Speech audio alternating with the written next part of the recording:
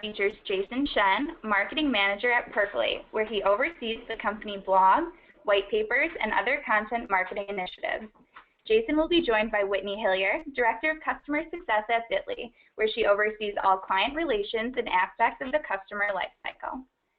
Just a reminder that today's webinar will be recorded for your convenience and sent to the email address that you registered for the webinar with. Join the conversation on Twitter with the hashtag #socialaudience. Tweet your questions to @Bitly or @Percolate using the hashtag, and we'll give Jason and Whitney a chance to answer at the end of the webinar. Without further ado, here's Jason. Thanks so much for the introduction. I'm really excited to be here today with you guys to talk a little bit about how we can use audience data to optimize your marketing. Just to give a quick background on me and Percolate, Percolate is a system of record for marketing. We help some of the world's largest and fastest growing brands at every step of the marketing process, whether that's planning, inspiration, sourcing, content creation, publishing, all the way to conversion and analytics. So that's a little bit about Percolate. And for myself, I'm a marketing manager at Percolate. I work on the blog, I work on white papers, other types of content, and previously I've worked at the Smithsonian and did a Y Combinator company called RideJoy. So why don't we get started with the agenda. First, we're going to talk a little bit about why audience data matters. We're going to do a little bit of a poll, see what you guys are doing in terms of audience data. Then we're going to talk about 3 rules for taming your audience data and 5 strategies for using audience data very specifically. And then I'm going to turn it over to Whitney, who's going to talk a bit about who makes up your brand audience and how major brands are using audience data for their marketing. So, what is marketing made of? Well, the way we see it, marketing is made of 2 things. It's made out of a piece of content and bringing it to a particular audience. So those are the 2 fundamental core elements of marketing, and everything else stems from that. So by understanding your audience better, you can figure out what kind of channels, what kind of messaging, what kind of frame, sort of how over the life cycle of your relationship with your customer can you deliver the best content. And I think one of the things that happens often is that people have a spray and pray approach when it comes to their marketing. They maybe try to take one message and try to use it to address all their audiences. But if you're doing that, if you're not really looking, if you're not really understanding where your content's at, where your audience is at, it's really hard to deliver the right kind of content for them. So I think a better metaphor for looking at your marketing is to think about a series of bullseyes. And those bullseyes represent different audience segments that you might have, and figuring out exactly where they are and understanding how you're going to fire your content to really make the strongest impact possible is why understanding and using audience data is so important. So without getting too far into it, I'd like to pause and take a look at what kinds of audience data you guys are using. So we're going to fire up a quick poll here, and I'd like you guys to just take a look and check off the types of audience data you guys are leveraging.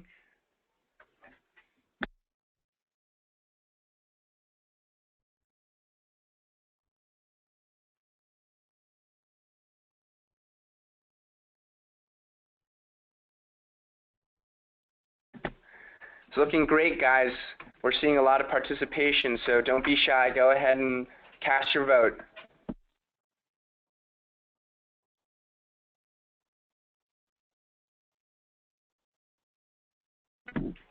All right, we'll give it about 2 more seconds and wrap it up.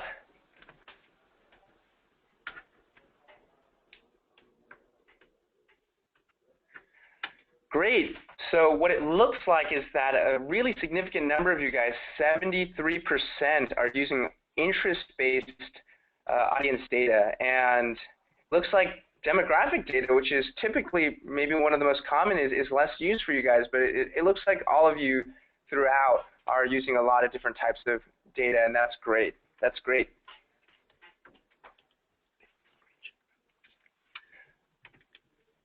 So moving on, here are 3 rules for taming your audience data, because I think it can feel a little overwhelming to feel like you have to do so much research and you have to look through so many numbers, and oftentimes marketers are busy, they don't have a lot of time, and they just want to get something done, so they tend to sort of overlook the audience data portion of their work. And here are 3 rules that can make this easier. The first thing is to think about how qualitative data is just as, if not more important than quantitative data.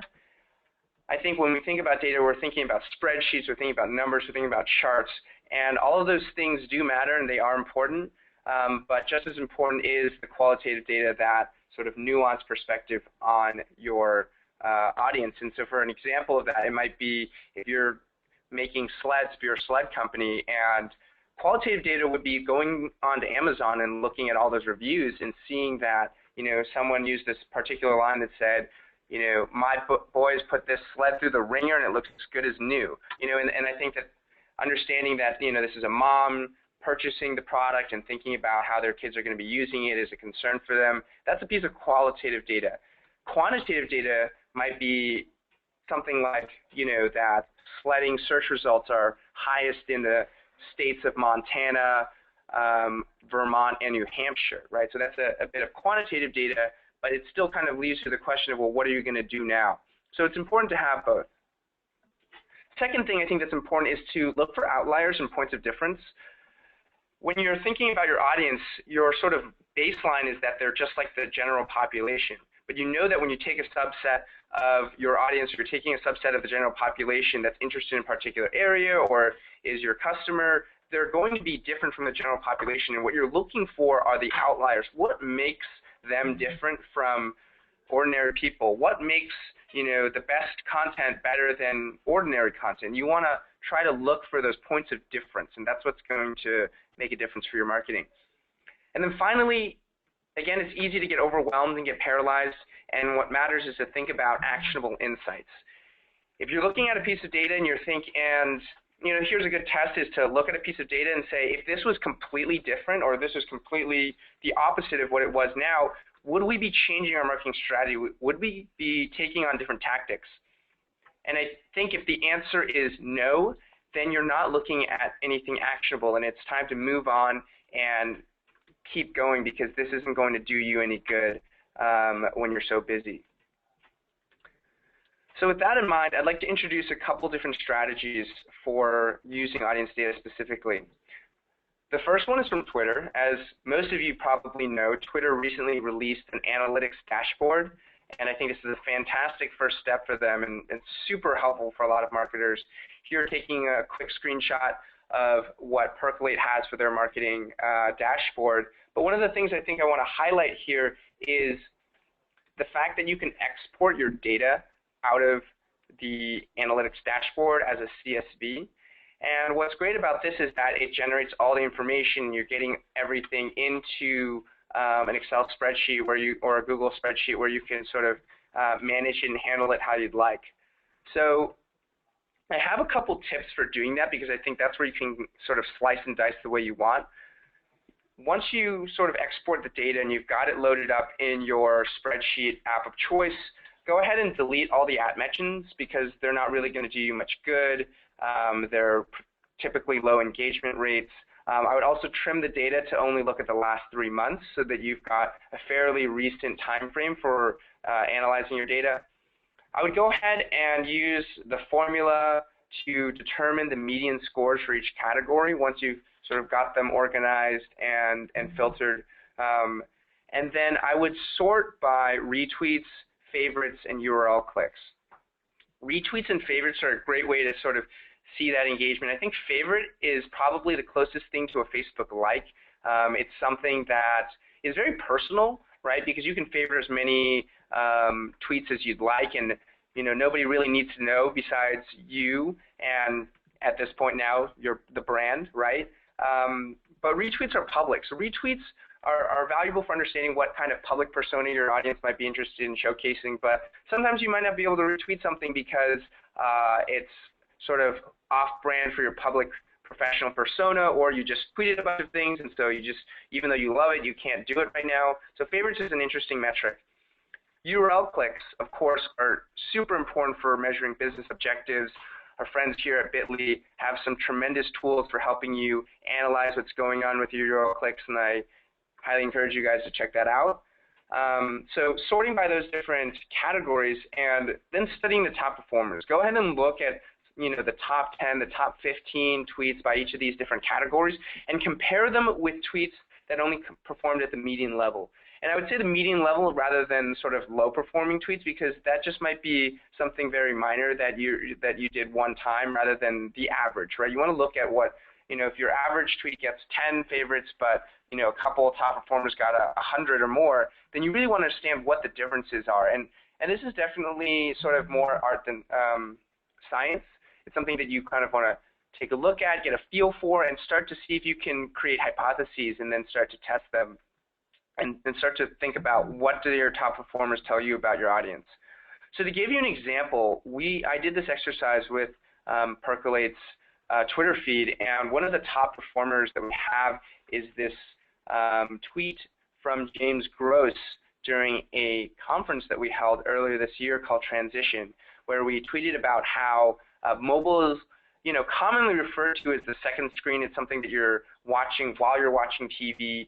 But it turns out that when you look at the data and you measure mobile usage in minutes in terms of smartphone and tablets combined, it actually is more than the amount of time people spend on television in a lot of different countries.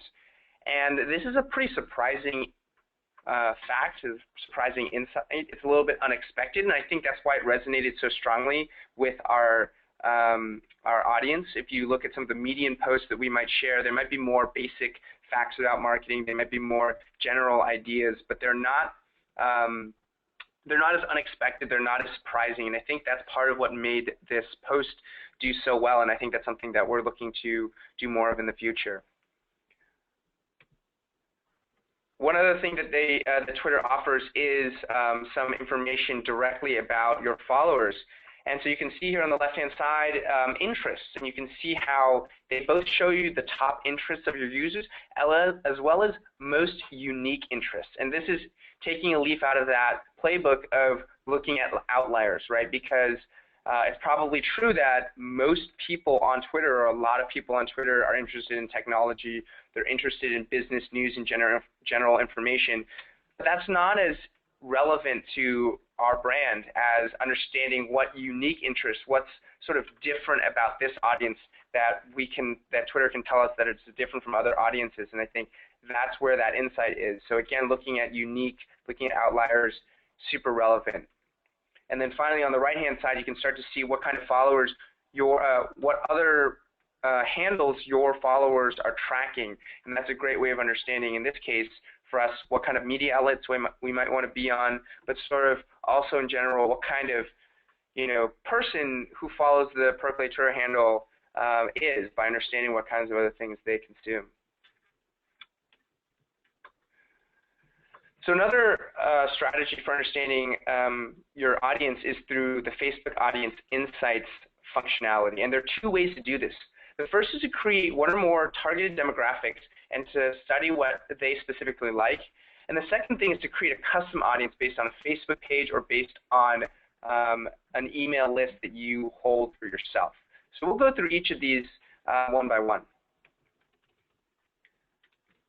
So the first thing here is you want to go to Audience Insights, and you want to go to Manage Ads, and you want to go to Audience Insights in the tab. And let's imagine that we're Converse, which is a Percolate client, and let's imagine that we're trying to get a sense, we're putting together a new marketing campaign. We want to figure out what kinds of elements we want to create or to include in this campaign. So first we're going to create a custom demographic of people in the United States who are between 18 and 35, who are male, who are interested in fashion, and who like basketball, right? Because Converse is a brand that's trying to appeal towards fashion-forward guys who also are passionate about athletics, particularly basketball, when you think about that brand's heritage. So when you run those numbers, you start to get a sense of the things that this group finds interesting. So you see here that in terms of companies, X Games is one of the most popular companies that's liked by this demographic. as well as video games like the Need for Speed or Call of Duty, and particular athletes, particular brands of electronic devices. These things are really valuable because now this is sort of combining that qualitative and quantitative data. You're starting to see the specific elements that differentiates this set of people against another set of people. And it's easy to say, you know what, this is obvious, I already knew this, but we're going with a simple example, and at the same time, this is super validated, right? This is not just what you're guessing that people like, this is sort of validated against Facebook's 1 billion users, right? And they're giving you that sort of direct line of insight, so it's pretty valuable for your marketing. Another way of doing this is to extract audience insights from custom email lists. I think this is really fascinating for folks, both B2B marketers as well as B2C marketers who ever collect email lists. Here I have some information about an email list that I pulled from Percolate and sort of correlating that against sort of setting them up as a particular audience and then starting to draw some insights from them. So here we've got some information about their demographics. We can see that we've got slightly more women than men in our email list, and we can see that of the women, they skew towards a bit of a younger demographic, a young professional, 25 to 34. We have 45% more than the typical Facebook user in that category, and so that's something to keep in mind. And then for us, men is slightly we have a slightly fewer men on our list, and we see that the men skew a little bit older, 35 to 44 when it comes to their age range. And so this is kind of interesting to check out and to think about how we might cater to these two different subsets of the population. Another thing that's valuable here is you can see the kinds of devices that people are using. And so here we see a massive influx of iPhone, iPod, iPad, iOS, Apple devices, and a far fewer number of Android devices.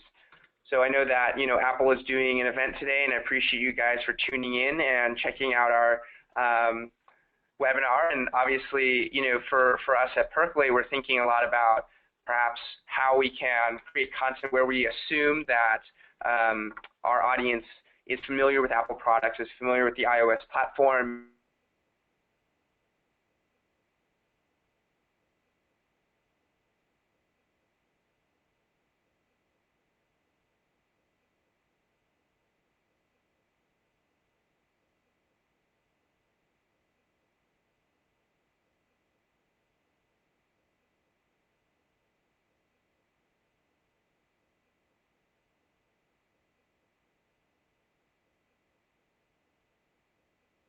Particular topics, brands, people, interests that are unique to your audience, and find ways to reference them or reference sort of knowledge of them. You can feel safe that your inside joke about X Games is going to work out when you're Converse, and you can know that if they don't get it, maybe they're not in your target demographic, but it is safe if so many people do really care about the X Games.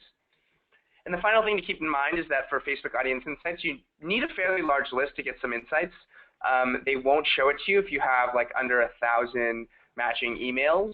And when it comes to B2B marketers, you might find that a lot of people your list is composed of a lot of professional emails, work emails, and those might not be included on Facebook. So you might need an even larger list to sort of whittle down and find a match of a number of emails. But when it's B2C, you're probably going to be easier off, and you can probably get away with just a few thousand getting some data. So another way to get some insights, and this is very much a qualitative type of data, is through a direct survey.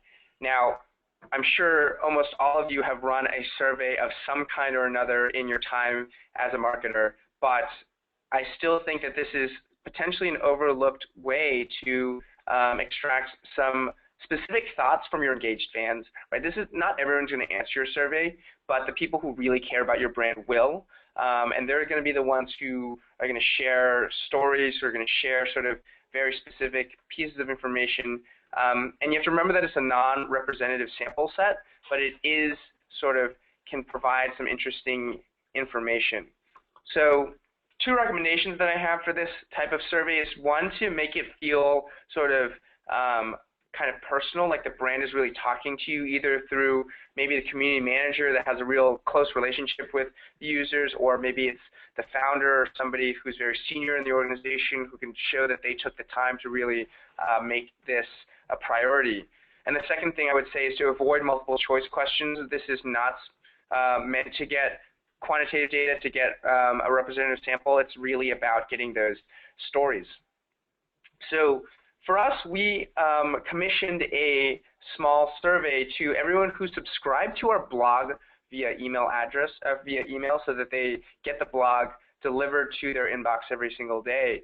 Obviously a very engaged set of users, and we created an email that was sent out from James, our co-founder. It was very short. It was written in a way that felt very personal, and we got a very strong response. We asked 2 questions. We said, you know, what's your job, what's your role, and why do you read our content?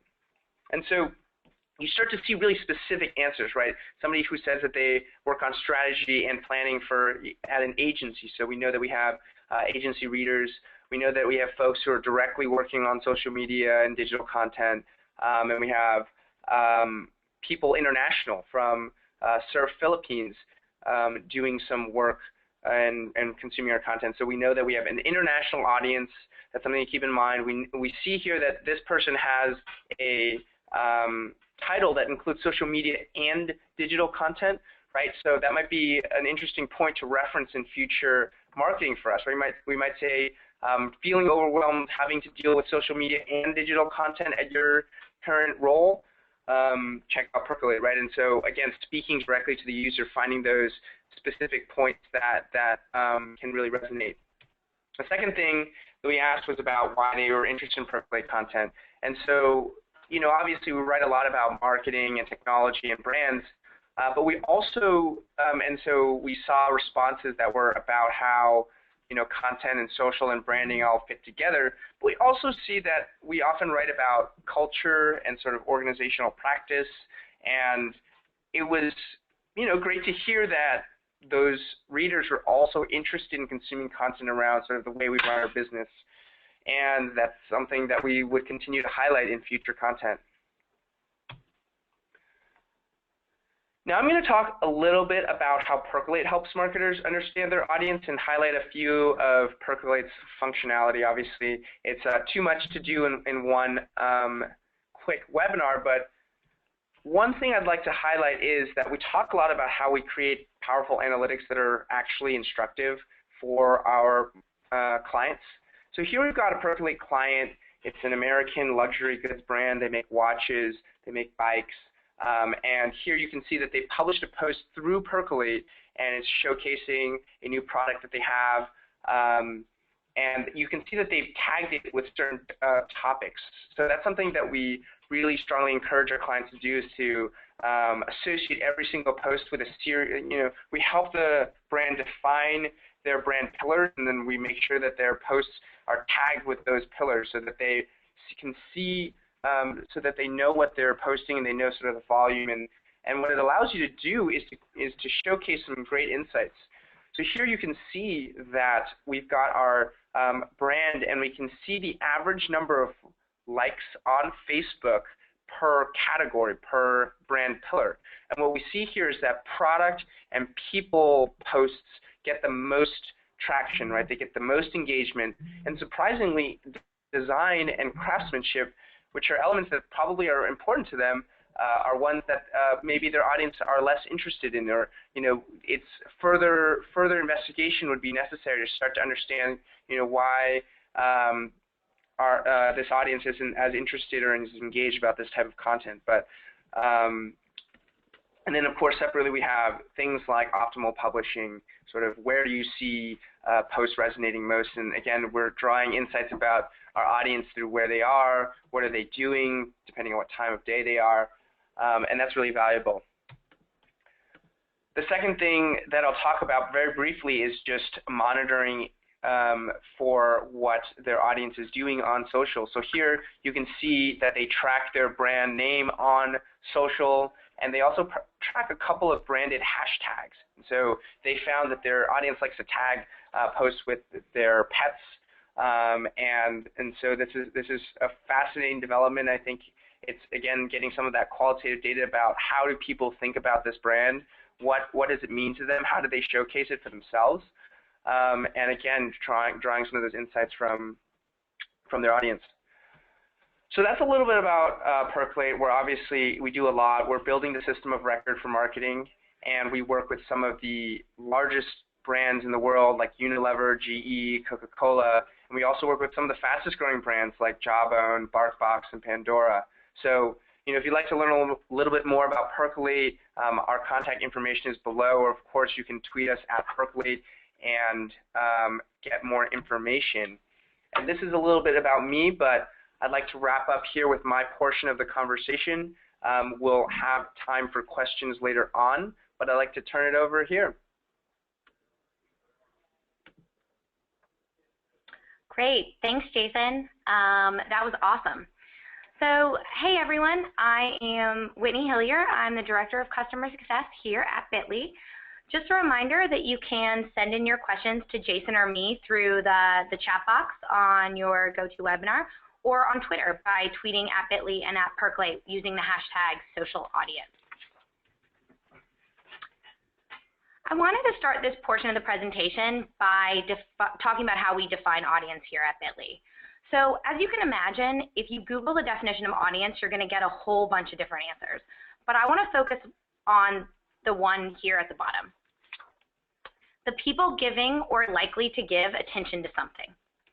So no matter what your marketing and sales funnel looks like, you're trying to reach a certain group of people who are most likely to be interested in your brand. Whether they've already purchased your product or service, whether they follow you on Twitter, Facebook, they've visited your website, maybe you've sent them links and SMS messages, all of these people make up your audience because they're giving attention to your brand in some way.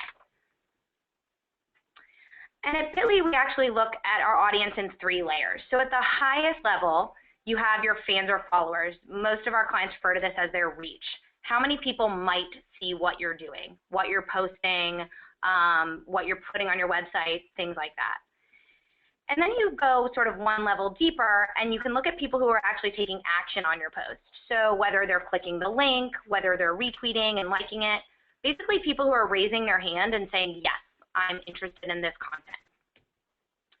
And then the third piece of this is actually understanding what percentage of that is a unique audience. So how many of these are actual individual people who are engaging? And then is their engagement consistent over time and repetitive, or are you getting a lot of one and dones, a lot of people who are hitting your website and maybe not coming back and re-engaging with content over time?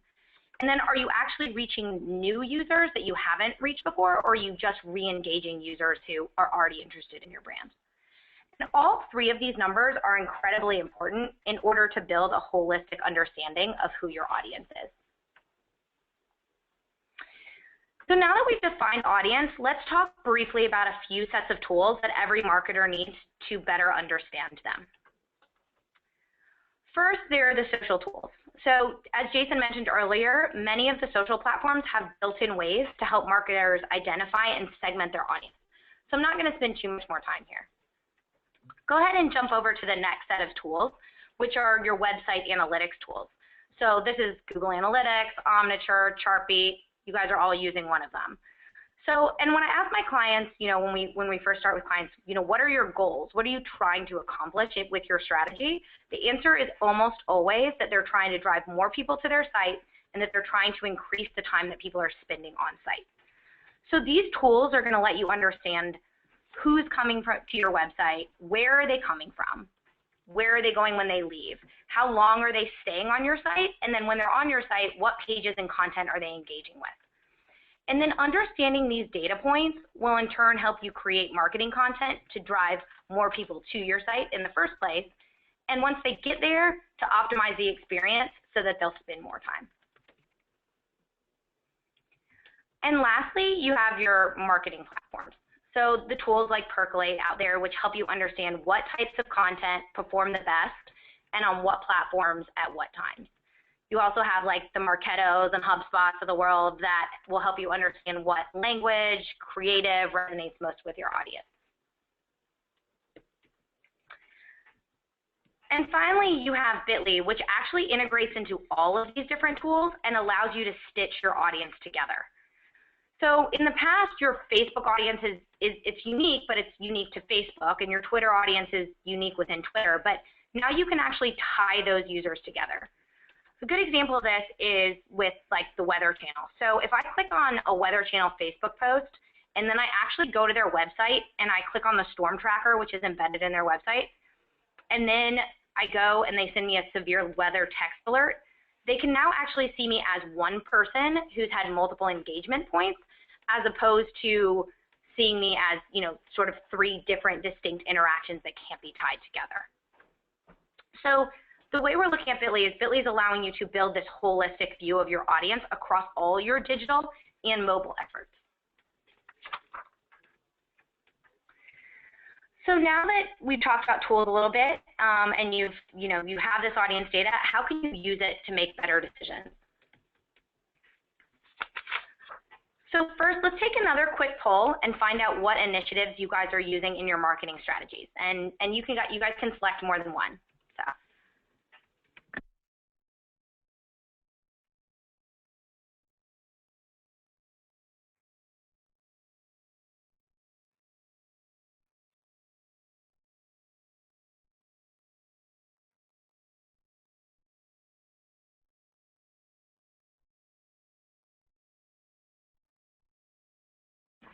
All right, guys, we'll give everyone one more second to get your votes in.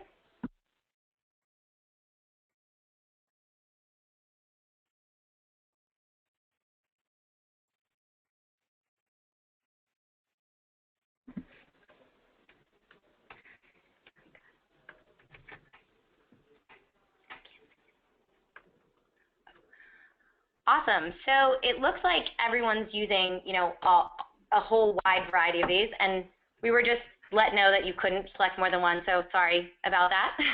We'll fix that next time. But yeah, it looks like you guys are, using a variety of these tools, and that's great. And what we can do is now we'll switch over for a second, and we can talk about how you can use audience data to optimize these initiatives.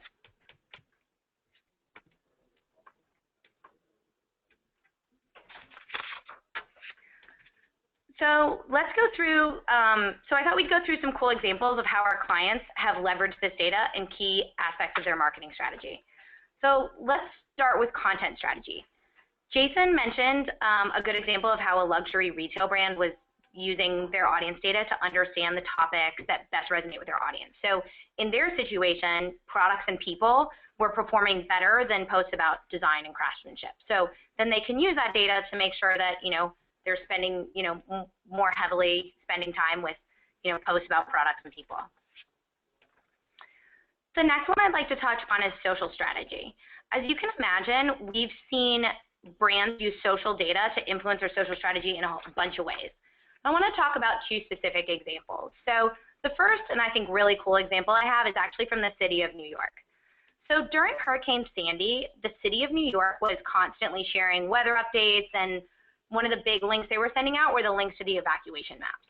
What they noticed really quickly was that different boroughs within New York were actually disproportionately engaging with different platforms.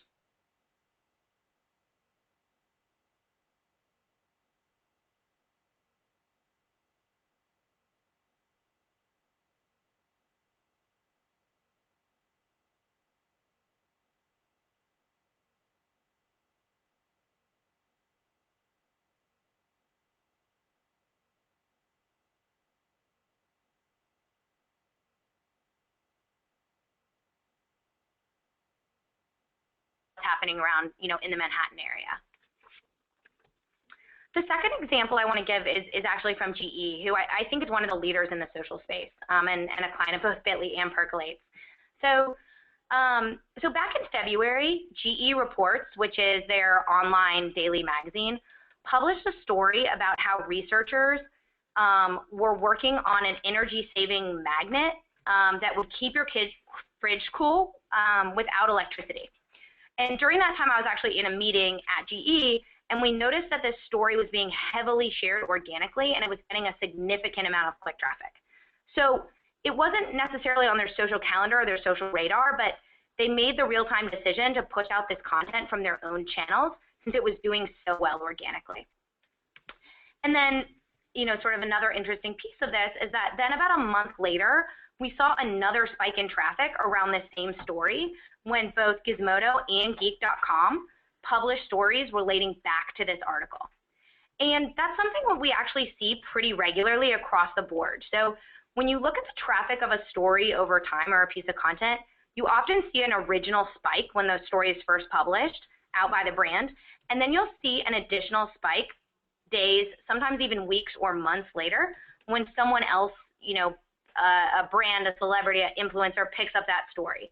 So, and we always recommend resharing at that time because as you guys all know, the half-life of a post is really a few hours at most.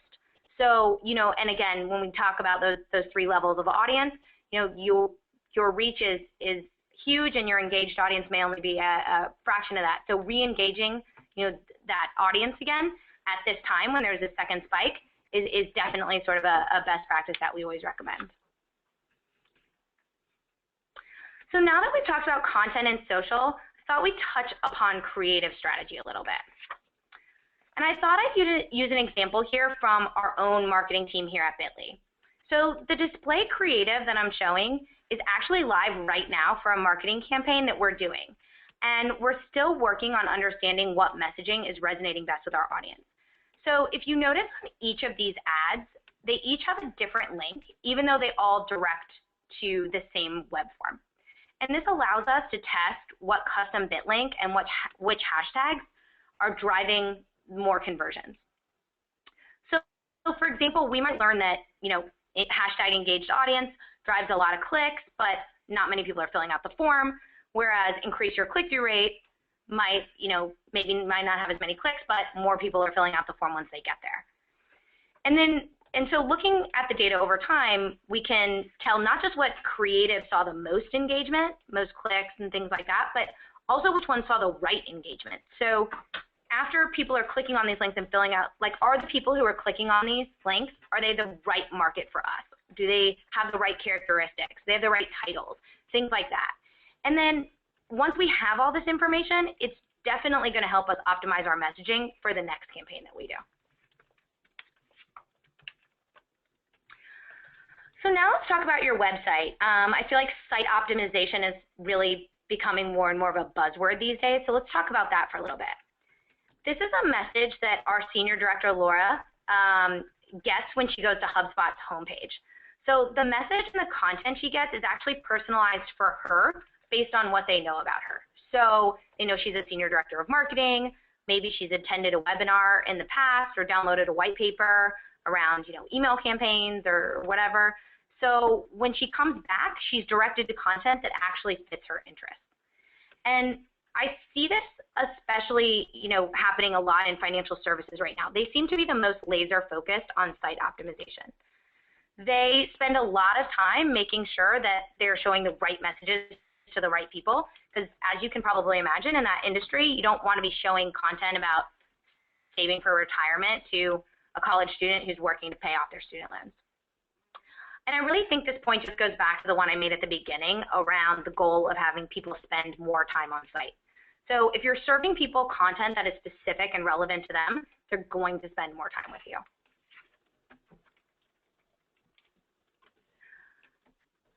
Okay, so jumping over to display media now.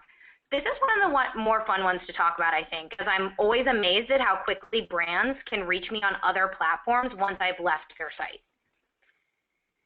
Building rich profiles of your audience is really, really crucial for display media. So, because the more data you have, the better your display campaign is going to be. The idea here is that you want to get away from simply retargeting those people who have just simply hit your website, and instead use that as one of the many data points that you have to build out the profiles that you're going to target against. So looking at, on-site behavior, obviously, but then also things like demographics, social behavior. What are they liking on Facebook and Twitter? What are they clicking on? What are they interested in? Interest categories, and geolocation, so that you're not sending somebody to, a New York conference that may not be located in New York. The good news here is that there are so many services out there now that can help you do this. So like the AppNexuses and Adobes of the world, which will take your first-party cookie data and then marry it with third-party sources to put together this sort of complete picture for you. So for a quick example, this is actually a screenshot from my own Facebook feed yesterday, and it's sort of combining my professional and personal life here, but it goes to show that I've obviously been looking for new support software for Bitly, and that I've been looking at new loafers for my husband's birthday, which is coming up. And in fact, Facebook probably knows that my husband's birthday is coming up as well, so they're probably serving me specific ads just based on that alone.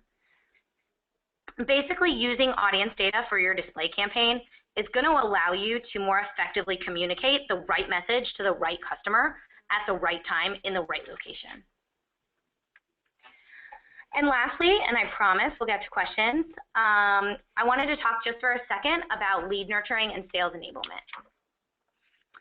So ideally, when you are looking at a lead or prospect for your business, you want to know as much as you can possibly know about them. So what they've done on your site, you guys probably have that. But then also, like, what have they interacted with on social? What are some of the demographics or characteristics about them that make them like a good or, you know, potentially maybe not such a good lead for your company? So if I am looking at a lead and I know that you've attended one of my webinars, you've downloaded a white paper, you've clicked on 2 pieces of content on Facebook, and that you're a social media manager, well then at that point, I'm probably going to tell my sales rep to pick up the phone and give you a call. And then when my rep is on the phone, he can actually speak to you about exactly what you're interested in and not just sort of like give you a laundry list of all the products that we provide. And maybe they can share, you know, a new case study that's also in line with the type of content that you were clicking with on our Facebook page. So that wraps up my portion of the webinar. Jason and I are here and ready to answer any more questions you guys might have for us about audience data and optimizing your marketing strategy. So with that, I'll turn it over for questions. Great. So our first question today is for Jason. Jason, what are some examples of qualitative and quantitative data? Yeah, so this is a great question, something to definitely keep in mind. So from the webinar, I think there were a couple of different examples. For instance, quantitative data, this is actually a good example of sort of both. Quantitative data might be exporting your Twitter analytics and tracking and seeing that your average engagement is, 15 favorites and 5 retweets, right? So that might be a form of quantitative data. But then qualitative data might be something like sort of the 2 posts that did best are ones that talk about that include charts or that have some sort of graphic or have some sort of insight that's unexpected, right? So that's qualitative. That's more of a feeling. That's more not something that you can sort of put a hard number to. But both of these are going to be important when you're thinking about content creation and marketing. Great. So our next question is for Whitney. Whitney, have you worked with any customers who used audience data to influence their content strategy? Yeah, definitely. It's a great question. So I have one specific example in mind that always comes to top of mind here, which is one of our major food and beverage companies. And what they did last year around the Super Bowl is they actually looked at all the content people were organically sharing from their website, and then they put together a best of list for the Super Bowl, and it was all things that not necessarily were the ones they might have picked, but they were ones that were being organically shared and doing well organically. So it was almost like they took a pulse of their audience and said, what food items are they sharing from our website the most, and then they made a big top 10 list with those 10 most organically shared recipes. Great, and we have time for one more question. So how does Percolate and Bitly think about segmenting their audiences? Jason, do you want to go first? Sure, yeah. When we think about our audience, we kind of split it up into maybe 3 categories. So the first is senior marketers, and these are usually folks who sit at the brand level, chief digital officers, and then sort of contrasting that is social media managers or community managers or sort of content creators, folks who are often the users of our software, but maybe not the economic buyers the way that the senior marketers are. And then finally, we do think about sort of the general technology and marketing community as an audience, because it's some place that we play in, and it's a place where we have a lot of friends, and so we definitely think about that audience as well. And sort of, again, in terms of what we talk about to each audience, the difference is something like high-level strategic workflow type topics to sort of how tools are easier to use, or very tactical level social strategies, versus this concept that we have called amazing times, that we live in amazing times, and that might be something that's for a more general technology marketing audience. And Whitney, how does Bitly think about segmenting its audience? Great. Well, I think at Bitly we really have 3 target audiences. So we have like the marketers, brand marketers, digital marketers. We have engineers. So Bitly spends a lot of time, trying to talk to the engineering audience out there. And then we have free users. And so as you guys can imagine, those are three pretty different audience segments that we're looking at. And knowing these 3 audiences, we sort of adapt the kinds of messages we're posting to reach each one. So for the marketers, we're sharing links to resources or articles about, what's new in marketing technology, for B2B, for B2C, things like that. For engineers, we'll talk about, we host Python meetups at Bitly, so we'll talk about things like that. We'll announce when our engineers are giving talks around the country and even around the world. And for free users, we share a lot more sort of news about consumer technology, like the Apple, all the Apple announcements, things like that. Great, thanks guys. So it looks like we're running out of time for today. If we didn't get to your question, feel free to reach out to Bitly or Percolate directly on Twitter. Thanks again for joining Jason, Whitney, Bitly, and Percolate today. As a reminder, today's webinar will be recorded and sent to the email address that you registered for the webinar with. Thanks, and have a great rest of your day.